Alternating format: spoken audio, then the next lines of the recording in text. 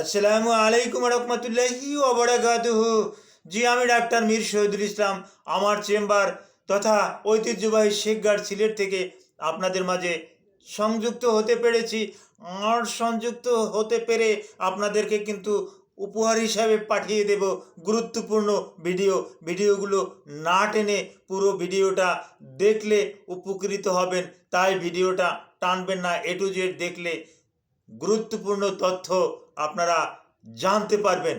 আর আপনারা জানতে পারলে চেষ্টা করবেন আপনার নিকটস্থ আত্মীয় স্বজন যারা আছে তাদেরকে এটা একটু শেয়ার করার জন্য। তারাও এই জিনিসটা জেনে যাবে, জেনে গেলে তারাও এটা সম্পর্কে ঘরোয়াভাবে কিছু ট্রিটমেন্ট করতে পারবে। ঘরোয়াভাবে ট্রিটমেন্ট করতে পারবে, কখন ডক্টরের কাছে যেতে হবে এটা কিন্তু তারা কিন্তু জেনে যাবে। জি দর্শক শ্রোতা, আশা করি আল্লাহ সুবহানাহু তাআলা আপনাদেরকে ভালো রেখেছেন। ওই মহান রব্বুল আলামিন আমাকেও ভালো রেখেছেন, যার পরিপ্রেক্ষিতে আপনাদের সম্মুখে এসে চিকিৎসা বিজ্ঞানের গুরুত্বপূর্ণ কথা আপনাদের মাঝে ইন্টারফেয়ার করতে পেরেছি।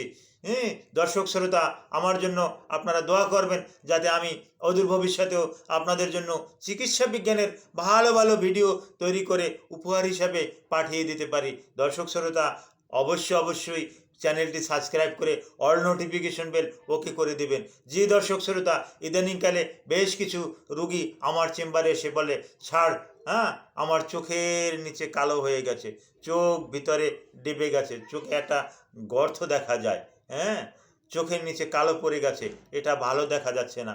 এটা আসলেই একটা গুরুত্বপূর্ণ কথা।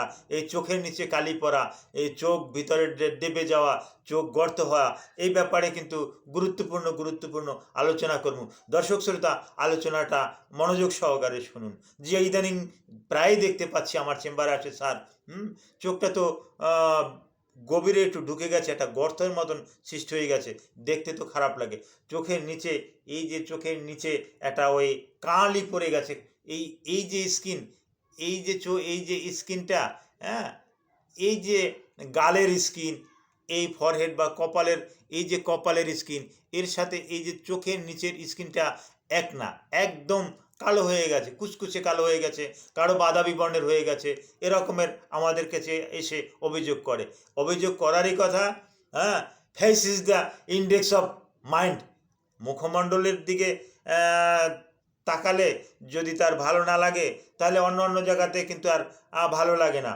আর তার ভিতরে প্রথমেই কিন্তু ফুটে আসে, মুখমণ্ডলের দিকে তাকালেই প্রথমেই কিন্তু চোখে চোখ পড়ে।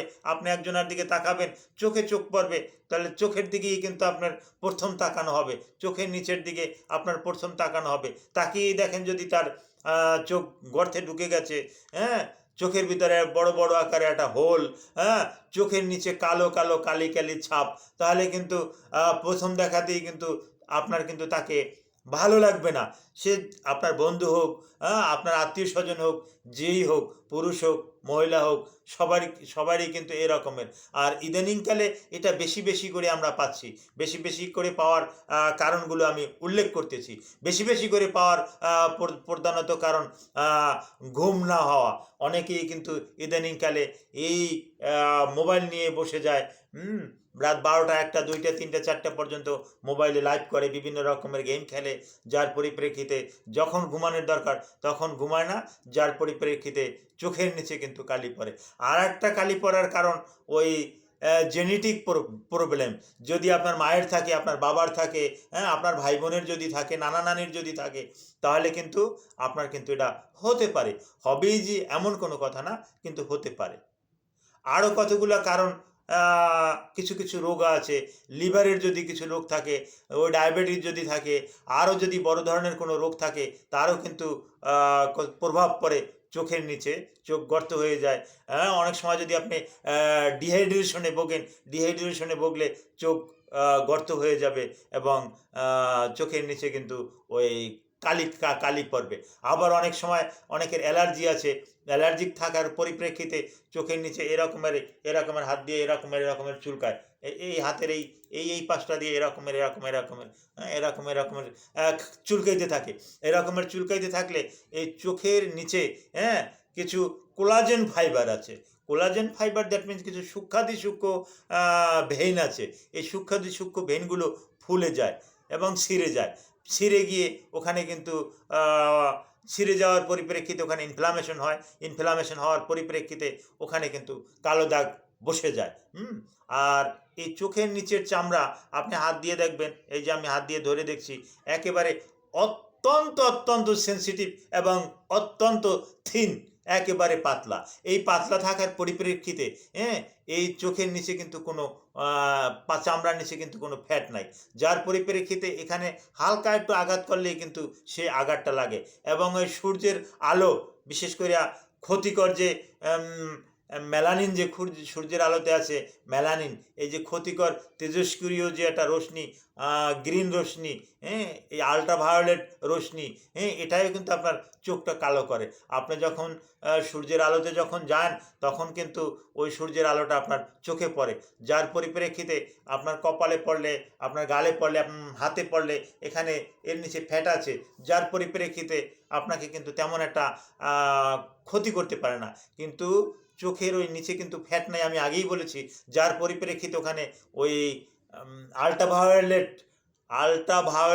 রশ্মিটা সরাসরি গিয়ে প্রভাব ফেলে, ক্ষতিকর প্রভাব ফেলে, যার কারণে এই সমস্যাটা হয়।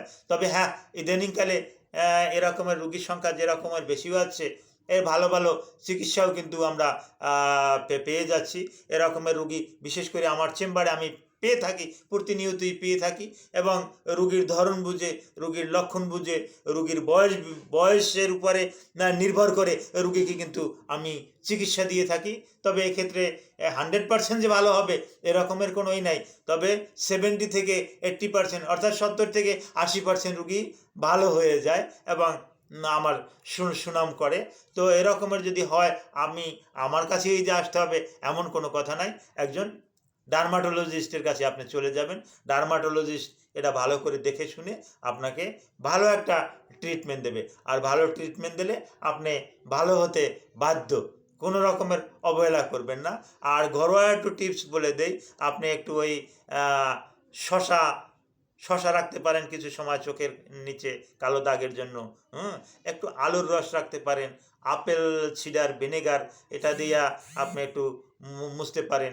তারপর আসে আপনি ওই কেমিক্যাল ইউজ করবেন না, আপনি কসমেটিক ইউজ করবেন না, আপনি ওই যে ওই মেকআপ ইউজ করেন, মহিলারা বেশি বেশি মেকআপ ইউজ করে, এই মেকআপটা তেজস্ক্রিয় কিনা এটা ভালো করে পরীক্ষা করে দেখবেন, এইটা ডেট আছে কিনা এই ডেটটা একটু পরীক্ষা করে দেখবেন।